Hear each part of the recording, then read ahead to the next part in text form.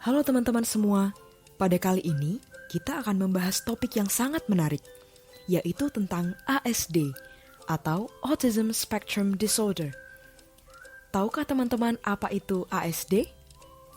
Autism Spectrum Disorder merupakan sebuah gangguan neurologis dan perkembangan yang memengaruhi cara orang berinteraksi dengan orang lain, berkomunikasi, belajar, dan berperilaku. Menurut DSM-5, gejala ASD meliputi kesulitan komunikasi dan interaksi dengan orang lain, serta minat yang terbatas dan perilaku yang berulang. Selain itu, indikator-indikator ASD lainnya yakni berupa gangguan komunikasi verbal maupun nonverbal, seperti terlambat bicara dan banyak meniru, gangguan dalam interaksi sosial, misalnya tidak menengok jika dipanggil, menjauh jika diajak main, dan justru asyik main sendiri. Gangguan dalam berperilaku, seperti adanya perilaku berlebihan dan kurang secara motorik. Gangguan dalam emosi, misalnya rasa empati yang kurang, ekspresi emosi yang tidak tepat, dan sering mengamuk. Serta gangguan dalam persepsi sensoris, misalnya mencium atau menjilat benda apa saja, tidak menyukai rabaan, dan respons berlebih terhadap stimulus, seperti menutup telinga bila mendengar suara yang keras. Pada awalnya, peneliti-peneliti autisme menyebutkan bahwa ASD disebabkan oleh hal yang menurun secara genetis atau faktor biologis. Bahkan Leo Kanner menyebutkan bahwa ASD berasal dari keluarga yang memiliki hubungan yang dingin atau bermasalah. Akan tetapi, pandangan terkini menggunakan pendekatan faktor neurologis. Disebutkan bahwa anak dengan ASD mengalami beberapa masalah pada bagian-bagian otak tertentu, seperti cerebral cortex, amigdala, hipokampus, dan basal ganglia. Selain itu, struktur otak anak dengan ASD berukuran lebih besar dibanding anak normal saat usia 2-5 tahun, dan kembali normal setelahnya. Hal ini disebabkan karena terjadi peningkatan hormon androgen yang memicu percepatan pertumbuhan otak. Faktor genetis juga memiliki pengaruh. Anak dengan autis pada kembar monozigot berisiko lebih besar untuk memiliki saudara kembar dengan ASD juga. Sementara kakak dengan autisme memiliki kemungkinan 15% untuk adiknya mengalami hal yang sama.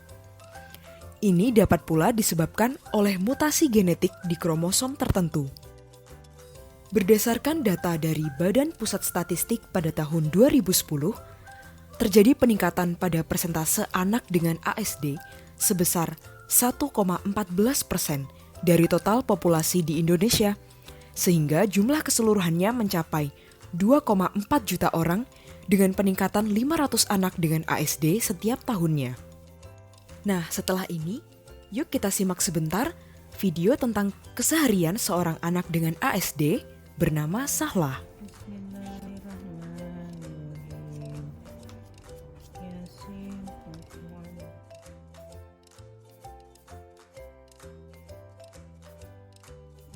Mungkin kalau secara singkat, aku dari Sahla masih kecil, mungkin sekitar umur 4 tahunan tuh sering nemenin dia ke klinik psikolog, antara buat nemenin terapi atau sekedar cuma check up doang. Dan kadang terapisnya juga suka visit ke rumah, dan aku cukup sering berbicara dengan terapisnya juga.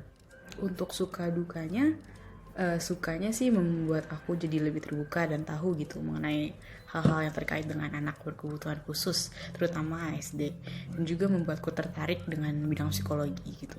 Sementara untuk dukanya butuh waktu bagi aku buat benar-benar nerima masalah apa adanya, dan juga terutama karena banyak miskonsepsi gitu dari masyarakat yang kurang paham. Dan juga buat ngurus Sahla sendiri tuh cukup harus sabar, dan apalagi kalau misalnya kita lagi jalan-jalan keluar gitu, dan karena dia sulit untuk mengekspresikan perasaannya secara verbal, jadi dia lebih sering diekspresikan secara fisik gitu.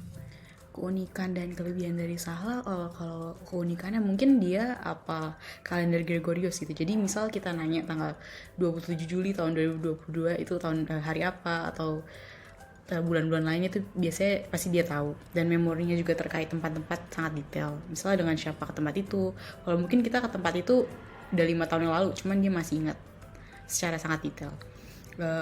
Selain itu dia juga anak SD kan cenderung memiliki hyperfiksasi gitu. Cuman alhamdulillahnya si Sahla hyperfiksasinya ini condong ke hal yang lebih positif. Misalnya kayak nyuci baju. Jadi tapi emang karena saking rigidnya, jadi kalau misalnya sehari nggak nyuci baju itu bakal ribut. Tapi ya keuntungannya itu dia sangat disiplin ya jatuhnya.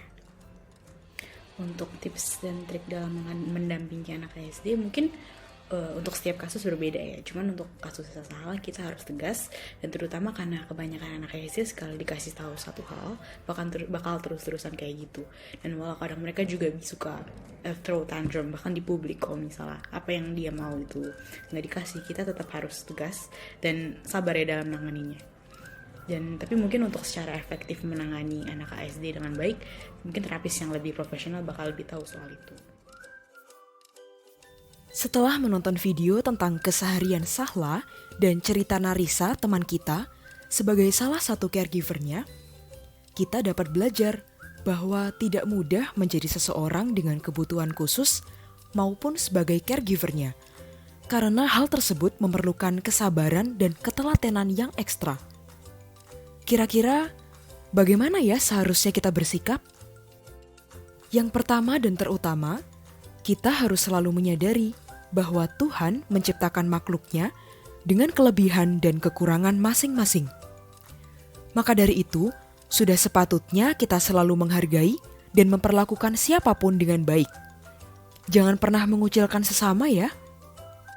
Yang kedua, kita bisa membantu mereka yang memiliki kebutuhan khusus dengan merangkul dan menjadi teman mereka untuk meyakinkan bahwa setiap manusia itu berharga serta layak dicintai dan diterima. Jadilah support system buat mereka.